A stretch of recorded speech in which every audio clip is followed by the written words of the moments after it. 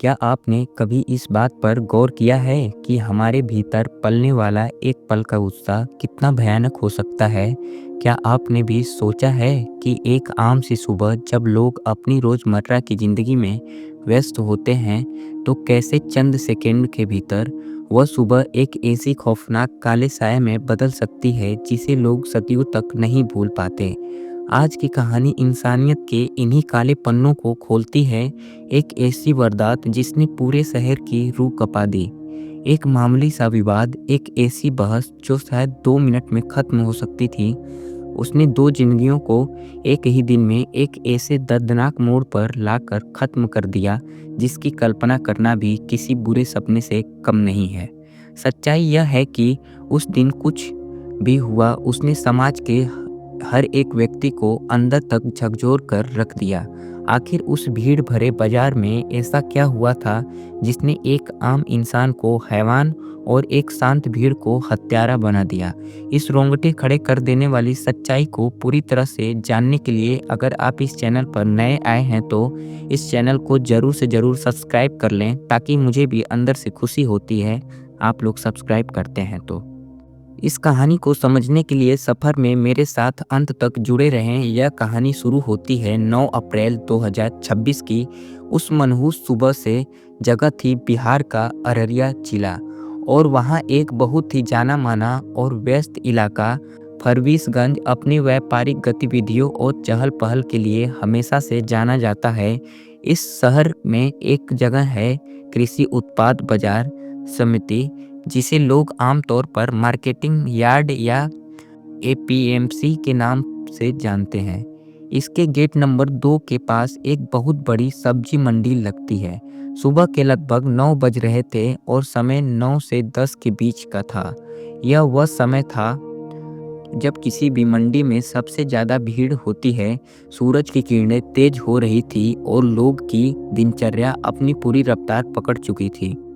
किसान अपनी ताजी सब्जियां लेकर पहुंच चुके थे, व्यापारी मोल भाव कर रहे थे और आम लोग अपने घरों के लिए राशन पानी खरीद रहे थे। वहां गाड़ियों का शोर था, लोगों की आवाज़ें थी और हर तरफ जिंदगी अपनी एक समान गति से आगे बढ़ रही थी। उस समय वहां मौजूद हजारों लोगों में से किसी को भी इस बात का जरा भी अंदाजा नहीं था कि अगले ही पल इसी जमीन पर कुछ ऐसा होने वाला है जो उनकी आंखों के सामने से जिंदगी भर नहीं हटेगा।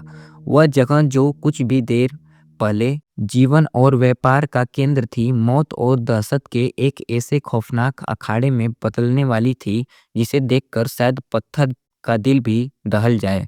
इस भीड़ भाड़ के बीच हमारी कहानी का पहला किरदार अपनी आजीविका कमाने की जद्दोजहद में लगा हुआ था। उसका नाम था नबी हुसैन। इलाके के कुछ लोग उन्हें नबी हुसैन या नूर हसन के नाम से भी पुकारते थे। नबी हुसैन की उम्र करीब 42 साल थी। वह फारबिसगंज के ही पास जोगबनी इलाके के उमाना वार्ड नंबर 21 के रहने वाले थे। वह एक बेहद ही साधारण और मेहनती इंसान थे। उनके पास एक पिकअप वैन थी जिसे चलाकर वह मंडी से सामान लाने और ले जाने का काम करते थे। यही वैन उनके परिवार के भरण पोषण का एकमात्र जरिया थी। उस सुबह भी वह अपनी वैन लेकर उसी सब्जी मंडी इलाके में सामान लोड कराने के लिए आए थे। उनकी जिंदगी का एक ही मकसद था, कड़ी मेहनत करना और शाम को अपने परिवार के पास 2 वक्त की रोटी लेकर सुरक्षित लौट जाना। वहीं दूसरी तरफ इस पूरी कहानी का दूसरा किरदार भी उसी बाजार का एक हिस्सा था।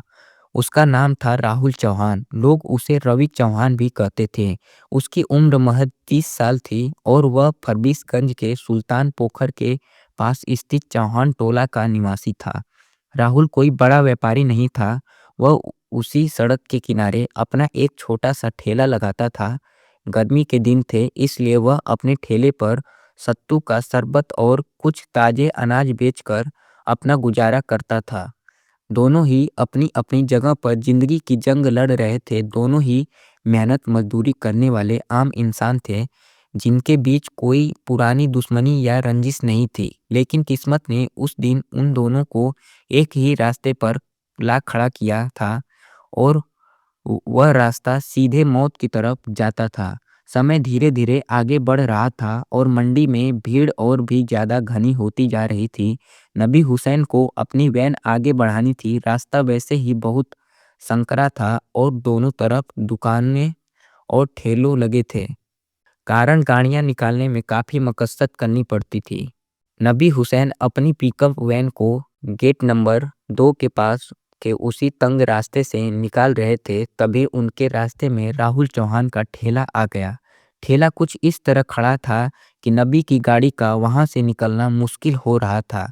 नबी ने अपनी गाड़ी को धीमा किया और अपनी खिड़की से बाहर सिर निकालकर राहुल से एक बहुत ही आम सी बात कही। उन्होंने राहुल से बस इतना कहा कि भाई थोड़ा अपना ठेला किनारे पर लो ताकि मेरी गाड़ी आगे निकल सके। भारत की किसी भी आम सड़क पर ऐसी बातें रोज होती हैं। लोग रास्ता मांगते हैं, सामने वाला थोड़ा सा साइड होता है और बात वहीं खत्म होती है। लेकिन उस दिन हवा में कुछ अजीब सी बात थी। राहुल, जो शायद किसी मानसिक तनाव में था या फिर गर्मी और भीड़ की वजह से चिड़चिड़ा हो रहा था, उसने ठेला हटाने से इनकार कर दिया। ठेला हटाने की बजाय उसने नबी हुसैन को कुछ तीखा जवाब दे दिया। बात सिर्फ इतनी सी थी, लेकिन इस छोटी सी बात ने एक भयानक बहस का रूप ले लिया। नबी हुसैन भी अपनी गाड़ी से नीचे उतर आए। दोनों के बीच कहासुनी होने लगी। आवाजें तेज हो गई और वहां आसपास खड़े कुछ लोगों का ध्यान भी उनकी तरफ गया, लेकिन किसी ने बीच बचाव करने की कोशिश नहीं की, क्योंकि बाजारों में ऐसी छोटी-मोटी बहस होना एक बहुत ही आम बात मानी जाती है। सबको यह लगा कि थोड़ी देर में दोनों खुद ही शांत हो जाएंगे और अपने-अपने काम पर लौट जाएंगे। लेकिन यह बहस शांत होने के लिए नहीं, बल्कि एक खौफनाक तूफान को जन्म देने के लिए शुरू हुई थी। राहुल चौहान गुस्सा अचानक एक ऐसी खतरनाक हद पार कर गया जिसके बारे में कोई सपने में भी नहीं सोच सकता था। उसके सिर पर अचानक जैसे कोई हैवान सवार हो गया। उसने अपना दिमागी संतुलन पूरी तरह से खो दिया। राहुल ने बिना एक पल की भी देरी किए अपने ठेले पर रखा हुआ एक तेज धारदार हथियार उठा लिया। यह वह हथियार था जिसका इस्तेमाल वह शायद फल काटने के लिए करता था। इससे पहले कि नबी हुसैन को इस बात का अंदाजा होता कि उन पर कोई जानलेवा हमला होने वाला है, राहुल ने उस तेज धार वाले हथियार से नबी के पेट पर एक बहुत ही भयानक और जोरदार वार कर दिया। यह हमला इतना अचानक और अप्रत्याशित था कि नबी हुसैन दर्द से चीखते हुए वही सड़क पर गिर पड़े। खून बहने लगा था और नबी अपनी जान बचाने के लिए तड़प रहे थे। लेकिन राहुल की हैवानियत यही नहीं रुकी। वह एक पागल जानवर की तरह व्यवहार कर रहा था। जमीन पर गिरे हुए नबी के ऊपर चढ़कर बैठ गया और फिर उसने जो किया, उसने इंसानियत के हर वसूल को तार-तार कर दिया। उसने उसी धार हथियार से नबी हुसैन के साथ एक ऐसी बर्बर और खौफनाक हरकत की जिसे बयां करना भी मुश्किल है। उसने दिन के उजाले में सैकड़ों आंखों के सामने एक इंसान की जिंदगी को इतने दर्दनाक तरीके से खत्म कर दिया। वहां खड़े लोगों की सांसें अटक गई। उसने उस इंसान को हमेशा के लिए शांत कर दिया जो चंद मिनटों पहले सिर्फ उससे रास्ता मांग रहा था। वारदात का वह दृश्य इतना भयानक था कि पूरी मंडी में सन्नाटा छा गया। जो लोग अपनी खरीदारी में व्यस्त थे, वे पत्थर की मूरत बन गए, लेकिन असली खौफ अभी बाकी था। हत्या करने के बाद कोई भी आम इंसान वहां से भागने की कोशिश करता, लेकिन राहुल चौहान वहां से भागा नहीं। उसने एक ऐसी हरकत की जिसने उसी उस पूरी जगह को एक हॉरर फिल्म के सेट में बदल दी। उसने उस अपराध के उस भयानक सबूत को अपने हाथों से उठा लिया। वह उस सबूत को हाथों में लेकर बाजार के बीचों बीच खड़ा हो गया। वह कुछ देर तक वहां उसी अवस्था में घूमता रहा जैसे उसने अपने किए पर कोई पछतावा ना हो। यह नज़ारा इतना खौफनाक था कि लोगों के दिलों की धड़कनें रुक सी गई। वहां मौजूद सैकड़ों लोग, इतने बड़े बड़े व्यापारी और आम खरीदार शामिल थे, खौफ से कांपने लगे। दहशत का आलम यहाँ था कि लोग अपना सारा सामान वहीं छोड़कर जान बचाकर भागने लगे। किसी की भी हिम्मत नहीं हो रही थी कि वह उस खून से सने हैवान के पास जाए या उसे रोकने की कोशिश करे। आज के इस डिजिटल दौर की यह भी एक कड़वी सच्चाई है कि कुछ लोग डर के मारे भाग रहे थे, कुछ लोग सुरक्षित दूरी पर खड़े होकर अपने मोबाइल फ़ोन में कैमरे चालू करके पूरी खौफनाक घटना का वीडियो बनाने लगे। यह घटना इतनी ज़्यादा विचलित कर देने वाली थी कि बाद में जब इसके वीडियो सामने आए तो बड़े-बड़े न्यूज़ चैनलों ने इसे टीवी पर दिखाने से मना कर दिया। उन्होंने कहा कि यह दृश्य किसी भी इंसान के दिमाग को पूरी तरह से विचलित कर सकते हैं और इसका सीधा प्रसारण नहीं किया जा सकता। कुछ मिनटों तक वहां दहशत फैलाने के बाद शायद राहुल को इस बात का एहसास हुआ कि उसने क्या कर दिया है। उसे शायद पुलिस और कानून का डर सताने लगा, इसलिए वह मौका देखकर वहां से भाग निकला। वह घटना स्थल से भागकर पास ही की एक ऐसी जगह पर चला गया जहां एक बड़े गोदाम के निर्माण का काम चल रहा था। वहां काफी सारी झाड़ियां और छिपने की जगह थी। राहुल उन्हीं झाड़ियों के बीच जाकर दुबक गया। उसे लगा कि वह वहां छिप कर बच जाएगा और बाद में वहां से निकल जाएगा। लेकिन लेकिन वह यह नहीं जानता था कि उसने किस आग को हवा दी है। वह आग अब उसे भी अपनी चपेट में लेने वाली थी। इस बीच घटना की सूचना पुलिस को मिल चुकी थी। मामला इतना गंभीर था कि स्थानीय प्रशासन तुरंत हरकत में आ गई। एसडीएम अभय कुमार तिवारी, एसडीओपीओ मुकेश कुमार शाह और थाना प्रभारी मनोज कुमार अपने पूरे तबदल के साथ तुरंत घटना पर पहुंच गए। पुलिस का पहला काम था स्थिति को संभालना, शांति बनाए रखना और आरोपी को जिंदा पकड़ना ताकि कानून के मुताबिक उस पर मुकदमा चलाया जा सके। लेकिन पुलिस के वहां पहुंचने तक कहानी पूरी तरह से पलट चुकी थी। दिन दहाड़े हुए इस खौफनाक हत्याकांड की खबर पूरे इलाके में आग की तरह फैल चुकी थी। घटना की जानकारी मिलते ही नबी हुसैन के परिजन, उनके दोस्त और जोगबनी इलाके के दर्जनों लोग वहां इकट्ठा होने लगे थे। स्थानीय लोगों के दिलों में जो खौफ था वह अब एक भयानक और बेकाबू गुस्से में बदल चुका था।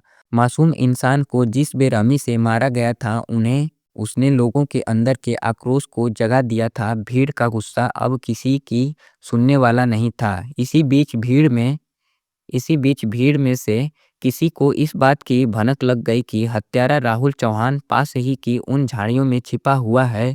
यह खबर मिलते ही वह पूरी भीड़ एक बेकाबू गुंडा सैलाब की तरह निर्माणाधीन गोदाम की तरफ दौड़ पड़ी। पुलिस ने खतरे को भांपते हुए भीड़ को रोकने की पूरी कोशिश की। अधिकारियों ने लोगों को समझाया कि आरोपी को पुलिस के हवाले कर दें, कानून अपना काम करेगा और उसे सख्त से सख्त सजा मिलेगी। पुलिस ने बैरिकेडिंग करने की कोशिश की, लोगों को पीछे धकेला, लेकिन वह भीड़ अब ऐसा जनसैलाब बन चुकी थी जिसके सामने पुलिस की गिनती बहुत कम थी। भीड़ का वह गुस्सा एक अंधे उन्माद में तब्दील हो चुका था। उन्हें पुलिस के हर घेरे को तोड़ दिया। सैकड़ों लोग उन झाड़ियों में घुस गए और उन्होंने राहुल चौहान को वहां से ढूंढ निकाला। भीड़ उसे घसीटते हुए बाहर सड़क पर ले आई। पुलिस लगातार बीच बचाव करने की कोशिश कर रही थी। पुलिस के जवान ने लाठियां भी भांजी, लोगों को अलग करने की हर मुकाम कोशिश की, लेकिन उसके बेकाबू भीड़ ने कानून को पूरी तरह से अपने हाथों में ले लिया। वह अब किसी भी नियम का या कानून का मानने के लिए तैयार नहीं थे। उन्होंने तय कर लिया कि वे खुद उस इंसान को सजा देंगे जिसने उनके सामने इतनी भयानक वारदात को अंजाम दिया है। इसके बाद जो हुआ वह मॉब लिंचिंग का एक बहुत ही क्रूर और भयानक रूप था। भीड़ में मौजूद हर इंसान राहुल चौहान पर टूट पड़ा। जिसके हाथ में जो कुछ भी आया उसने उसी से उसे मारना पीटना शुरू कर दिया। कोई लात घूंसों से मार रहा था तो कोई डंडों से। सैकड़ों लोग के उस बेकाबू और हिंसक गुस्से के सामने राहुल चौहान ज्यादा देर तक टिक नहीं पाया। पुलिस की आंखों के सामने, पुलिस की लाख कोशिशों के बावजूद उस उग्र भीड़ ने राहुल चौहान को इतनी बुरी तरह से पीटा कि वह वही मौके पर ही उसकी दर्दनाक मौत हो गई। जिस इंसान ने कुछ घंटे पहले अपने गुस्से पर काबू न रख पाने के कारण एक निर्दोष की जान ली थी, आज वही इंसान एक बेकाबू भीड़ के गुस्से का शिकार होकर अपनी जान गंवा बैठा। एक ही दिन में एक ही जगह पर कुछ ही घंटों के फासले में दो मौतें हुई। एक मौत जो अहंकार और अचानक आए बेकाबू क्रोध न नतीजा थी और दूसरी मौत जो एक हिंसक भीड़ द्वारा किए गए गैर कानूनी न्याय का परिणाम थी। इस पूरी घटना ने उस इलाके के हालात को बेहद तनावपूर्ण बना दिया। पुलिस को स्थिति बिगड़ने से बचाने के लिए और भी ज़्यादा फोर्स बुलानी पड़ी। पूरे इलाके को पुलिस छावनी में तब्दील कर दिया गया। किसी भी तरह के दंगे या सांप्रदायिक तनाव को रोकने के लिए रैपिड एक्शन फोर्स को भी तैनात करना पड़ा। पुलिस ने भारी मकसद के बाद दोनों शवों को अपने कब्जे में ले लिया। पंचनामा और कागजी कार्रवाई पूरी करने के बाद दोनों शवों को पोस्टमार्टम के लिए अस्पताल भेज दिया गया। इस पूरी घटना के बाद जिले पुलिस अधीक्षक एसपी जितेंद्र कुमार ने मीडिया के सामने अपना बयान जारी किया। उन्होंने कहा कि इस घटने को बेहद गंभीर और दुखद है।